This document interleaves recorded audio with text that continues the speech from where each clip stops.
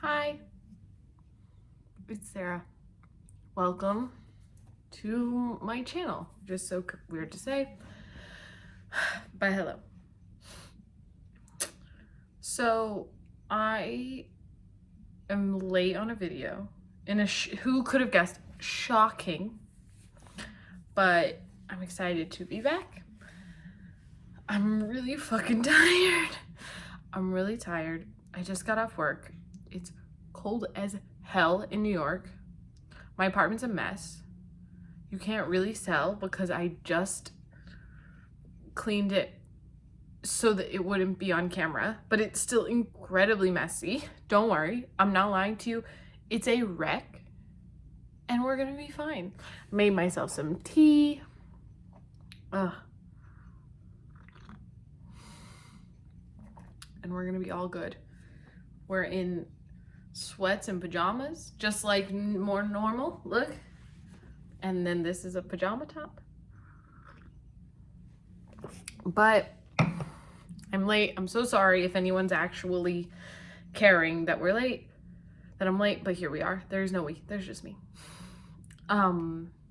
Yeah, the first book I wanted to talk about, I don't have physically anymore because I had to return it to the library. So a real shame, but it's This Is How You Lose the Time War, and it was so great. Sorry, it's taking me a second to get in the headspace because approximately 2 minutes ago I was watching reality TV, but I'm in it now. So a really fun thing that I've been doing, not on purpose, but like incredibly accidentally, that's been so lovely, that is in both of the books, two of the books I'm going to talk about, is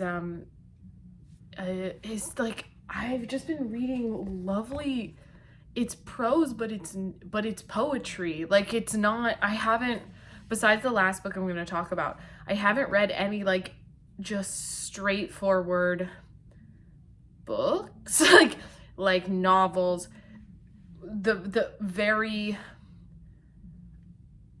like average and general format of a novel is not what I have been reading, which is crazy, but good.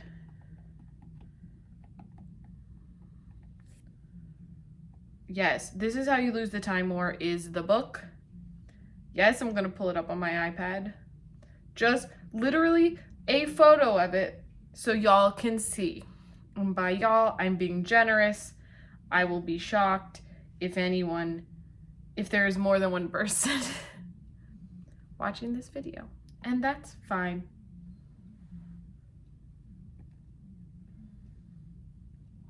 Also, selfishly, is this for me? Yes, it is. Thank you so much for asking. But yeah, I really enjoyed this book. Okay. This Is How You Lose the Time War. It was, God, I cannot tell you enough how stunning this book is. It's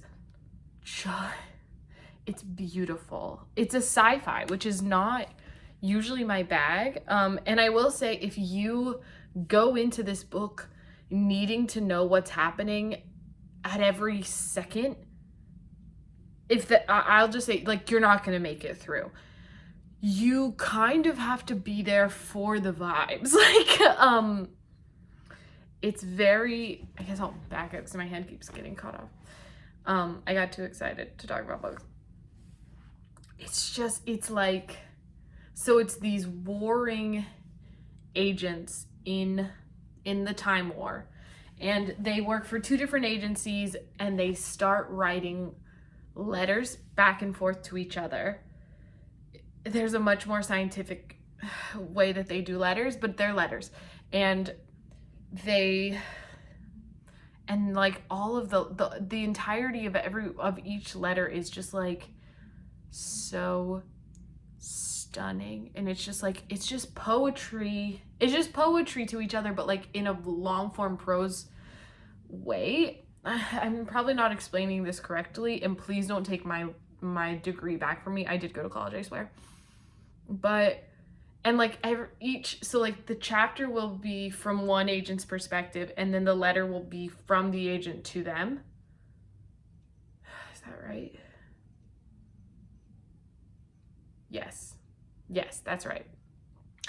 And so it also too, it's written by two different authors, which you can tell because like the writing style for each agent is different, and each agent's voice is so clear. So like one of the agents is like a little bit chattier, and so their chapters as well will be like longer, like they'll be written differently. And it's just so beautiful. I keep saying stunning because it is. It's great. I feel like I just keep reading these great books and being like, oh my god, did y'all know it was great? But that's what this is. Like, it was just the coldest take in the history of the world. But it was so beautiful. This book went viral quite a few years ago now because I don't know if it was, honestly, I don't remember if it was like a book reviewer or just a person on the internet who was like, guys, y'all should read this fucking book. And then everybody read it and they were like, damn, he was right. And that's how I felt. It was just so lovely. And also just like heartbreaking. It was amazing. I did cry. And it was great. And I loved it. And I liked it. So yeah. Totally would recommend. And I really enjoyed it. Book number 2 I want to talk about is In the Dream House, a memoir. I really, really liked this book. I had to take an extra sip so I could set it down so I could use both of my fucking hands to talk about this book. It was so great. It's a memoir, and it's about a queer abusive relationship and the dynamics of that, and also like the way it differs from a heterosexual abusive relationship. And it's just really great. But the interesting thing, not that that's not interesting, because it definitely is, but something interesting about this book is like it's written in like all of these different perspectives. So it'll say like Dream House as inciting incident, and then it'll be like that's how they meet. Like it's like Dream House as erotica, and it's like it's them having sex in a certain way. Or like Dream House as an omen, and it's like one of the first warning signs that like things are not going to be okay. It'll be like Dream House as a road trip to everywhere, and it's a road trip they took. Like Dream House as man versus self, and it's like a thing. It's a story from her childhood, and it's like Dream House's pop single, and it's about it's about a song that's about an abusive relationship and how that relates to this abusive relationship. And it's just like so breathtaking.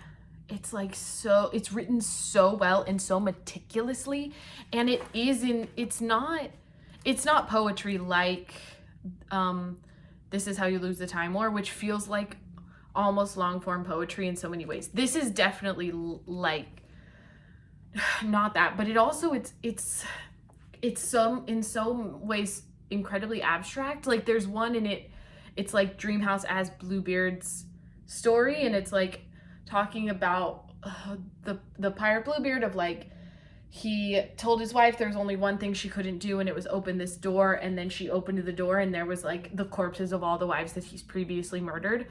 But it was about like if she wouldn't have opened the door, that wouldn't have been the only request he would have made. Like he would have kept pushing her boundaries, and then she would have like given up herself in small increments, and then all of a sudden one day she would have been like sitting at the table, and he would have been like waltzing the dead corpses of his other wives around, and she would have just been sitting there because she would have been pushed so far for so long. And it like just super interesting. It's so well done. And it's also about like the fact that it's a queer abusive relationship, and that like, and like in it, the woman talks about like, I think like, she obviously says it better, but it's kind of along the lines of like, I think as women early in life you learn to be afraid of men to a certain extent, but I'd never been afraid of a woman before, and how that affects, and also like the queer community's relationship to queer abusive relationships, and like the mainstream community's like reaction. And it's just so well done.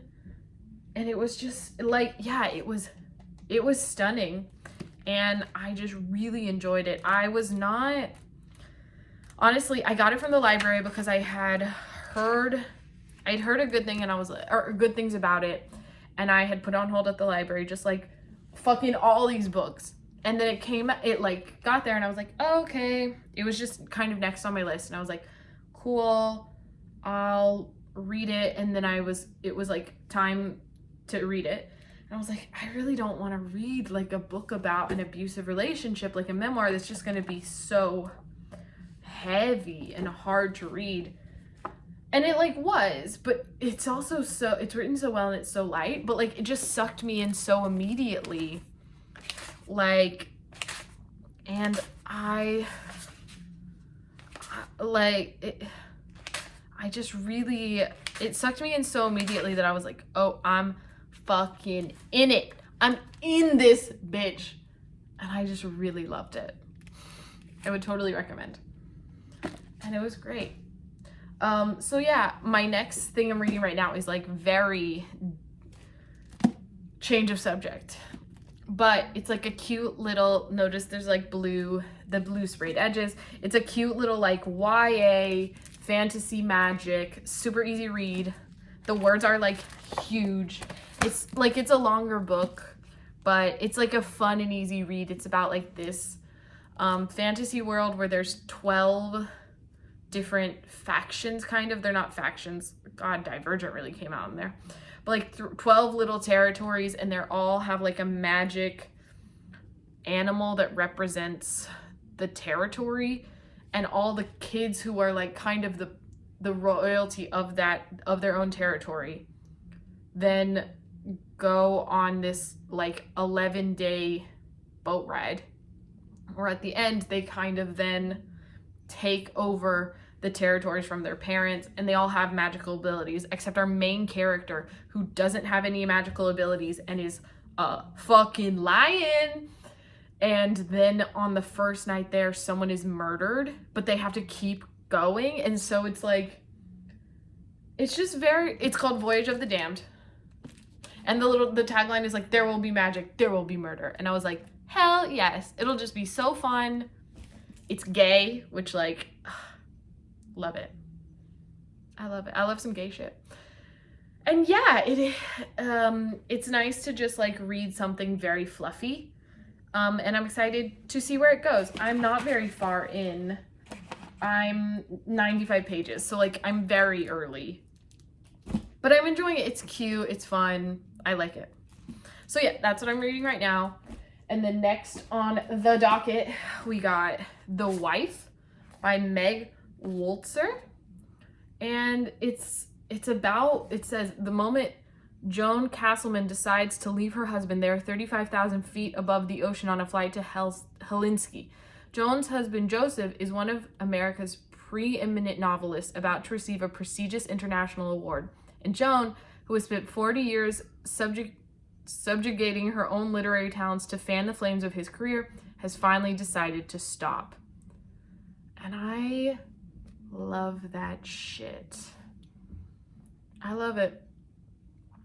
I really struggle with the idea of like, I'm not one of those people, I'm not one of those women who's like, women can't have it all.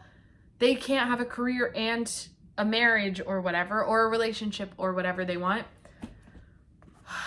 But I do see so many women shrink themselves down and put their own career or hobbies or passions on hold. And I rarely see men do that. And I really not live in fear. That makes it sound like I'm like walking down the street and I'm nervous about it. But I am worried in general about getting into a relationship and then losing parts of myself, and then getting older and being incredibly resentful of my partner because of the things that I willingly gave up. You know, in a chill, cool way, no big deal. But so I love the literature that is about creative women doing that, but also like taking it back and being like, actually fucking no. And it's like it hurts like a sore muscle massage, where it's like it hurts me in just the right way, where it's like, oh, it feels so good. The hurt feels so good. And I can't wait to read it. I'm really excited. God, I have so many other books to talk about because I have so many in the library. But my next one is Breakfast at Tiffany's by Truman Capote. Obviously a classic. I have not read In Cold Blood. I own it. And I think I've read like the first 50 pages multiple times, but I keep not getting past it. I'm hoping to read this book. It's not, if I don't read it and I return it to the library, I'm not going to be like, oh my God, I'm a failure. I didn't read this book, because I have so many other ones to read, and it's not like it's always going to be there, but I do want to read more classics, and I do want to read it because I know Truman Capote's like kind of was a fucked up dude in the way of like he loved damaged women, and that is what Holly Golightly is in a lot of ways, is like it's like a damaged woman who's incredibly glamorous. And I know that the book is like a lot darker than the movie is, and I would like to read that. And that's it. And then we got 3 more books. Oh, don't worry. If you're like, babe, that's not that many books. I just got an email today. I got another book waiting for me at the library. It's no big deal. I'm doing great. So first up, we got Clytemnestra, which is the 3rd book in the trilogy of the first one's the second one is the Women of Troy. I'm forgetting the first one. I don't remember the name, but the one where it is, it's a modern, or it's not a modern retelling. I'm fucking insane. But it is a retelling of the Iliad, and just, I lied to you. This is not that. I'm doing great. This is just a different retelling of Clytemnestra's story. Who is, I'm just gonna say, like, girl boss, gatekeep, slay. And I love this for her. Clytemnestra is the wife of Agamemnon.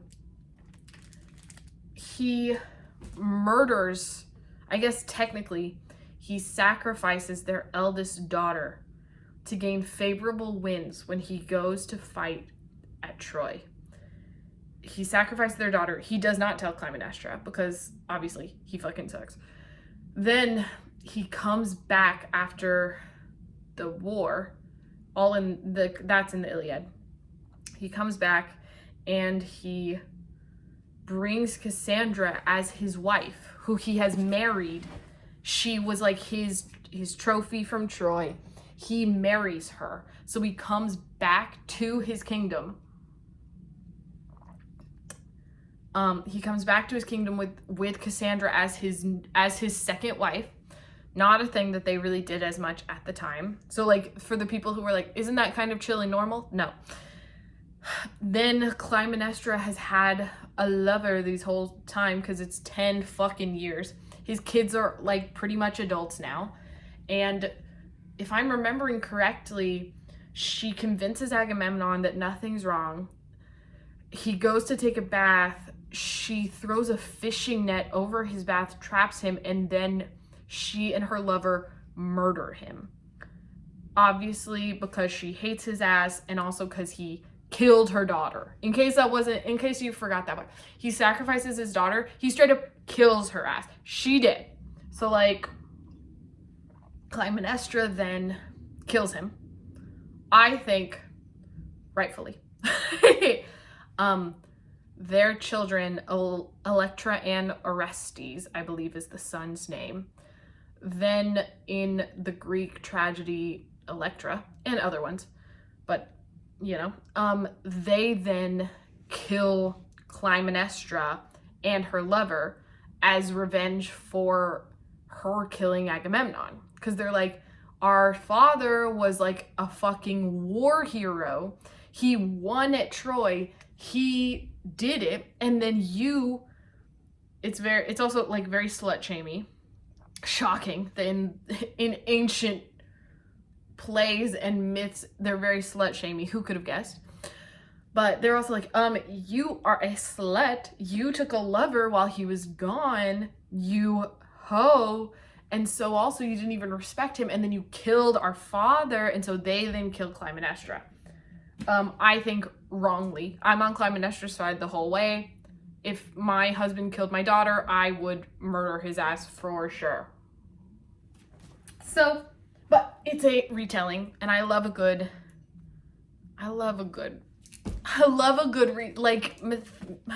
mythology retelling, and it's very exciting.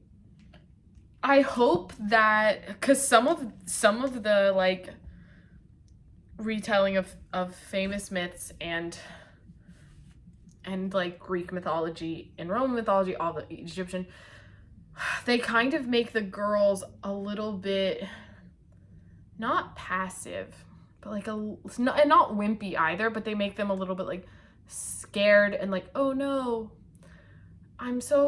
my husband's awful, I'm afraid, I don't know, like, oh no, and I just did what I had to survive, which is like fair and fine, but I don't want to read that for everyone. Like, I read a retelling of Macbeth, I think this summer, and it was about Lady Macbeth. I believe the book is Lady Macbeth. I don't fully remember, but it was like, I wanted to have a retelling of Macbeth where Lady Macbeth is like, yeah, and then my husband was like a loser, and so I asked him to fucking kill everybody, and then he didn't want to. What the hell? Like, I wanted her to be like bloodthirsty and like a little bit evil and insane. And then she wasn't. She was just like a young girl who was like, I was afraid of my husband Macbeth, who was like big and giant and scary. And so I just kept like saying like, we can't be together until you do all this stuff, because I thought he would die doing those things. So then he conquered the whole world. But actually, like, I was just trying to not die. And like, that's not as fun for me. I want to see women plotting. I want to see them murdering their husbands. And that's what I'm here for. That's what I'm fucking here for. So yeah. So I hope this one's like, it has her being like a badass bitch. And that'll be great. The other two are classics again. So I have A Separate Piece. Not me holding it out of the frame. I'm doing great. By John Knowles. My dad recommended this to me. This is one of his favorites, because I want to start reading more classics, and he loves a classic book. So I was like, what should I read? And he was like, read A Separate Piece. And then Shuggie Bain, which is not a classic, but is it won the 2020 Booker Prize, and I've heard very good things about it. And it feels like a lot of what I'm reading recently is like literary fiction versus like kind of fluffier fiction. And so I tried to make that change last year. When I turned 29, I was like, I want to start reading better quality books, because although I love fluffy, shitty romance and fantasy books, I love them. I'll read them all the time. I'm reading one right now. Love it. It feels like when I watch just reality TV, which I love, but if I only watch reality TV, like, I feel myself getting dumber and my brain just atrophying away. And that's how I was feeling when I was like just reading romance and just reading fantasy. And I was like, I think I'm getting dumber.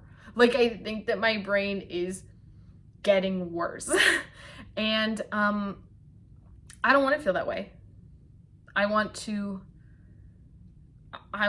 be able to read really difficult books and grasp them and understand and have critical thinking skills. So I've been trying to read more like literary fiction and just like really well-written books about concepts that I care about. And that is what this is as well. And I would say that This Is How You Lose the Time War and, oh my God, I'm doing great, and In the Dream House are both like incredibly quality books that challenged me. I thought about after I read them and like really, because obviously some of the point of art is escapism, and both of them like really took me somewhere that was just stunning and lovely, and I love it. And yeah, so I'm really excited about that one. And I'm excited. So much on the horizon book-wise. It'll be really great. And that's it. Sorry this video was late. I would say the next one's not going to be late, but honestly, who's to say? I'm going to be linking my, it's not Goodreads, but my Fable account, which is like Goodreads, but it's like much cuter. And B, I really like that you can do like 4.5 stars or 4 3/4 or a quarter. You can do it like that.